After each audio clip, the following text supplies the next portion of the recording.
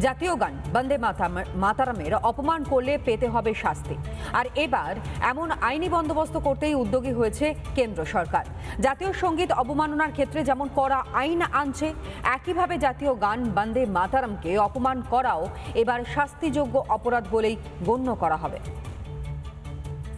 সেই স্বাধীনতা সংগ্রামের ইতিহাসে বন্দে মাতরম একটি মন্ত্রের মতো কাজ করেছিল। বর্তমানে কেন্দ্র সরকার সিদ্ধান্ত নিয়েছে প্রতিটি অনুষ্ঠানে পুরো বন্দে মাতরম গাওয়ার, স্বাভাবিকভাবে তার সম্মান যাতে রক্ষিত হয়। তো তার জন্য কেন্দ্র সরকার বিল আনতে চলেছে।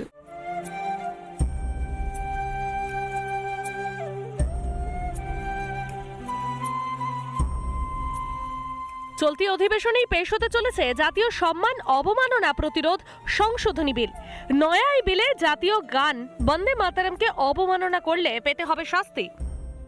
জাতীয় গান বন্দে মাতরমকে এবার অপমান করলেই লম্বা শাস্তি পেতে হবে, এমনই আইনে সংশোধন করে আনতে চলেছে কেন্দ্রীয় সরকার, এবং তাতে শাস্তি হবে সর্বোচ্চ 3 বছর।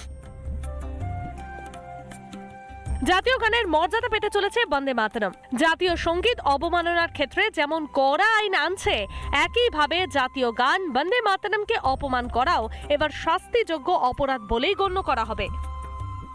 আপনাকে একটি দেশের জাতীয় পতাকা বা তার যে সংবিধান আমাদের এই পুরো দেশকে, যার উপর ভিত্তি করে আমাদের দেশ চলে, তার সম্মান যদি হানি হয়, তাহলে তো স্বাভাবিকভাবে দেশ নামক যে ইনস্টিটিউশন, সেই ইনস্টিটিউশনটারই আস্তে আস্তে তো অস্তিত্ব বিলোপ হবে। তো স্বাভাবিকভাবে এই ধরনের আইন দরকার, যার মধ্যে দিয়ে আমরা জাতীয় পতাকার অবমাননা না হয়।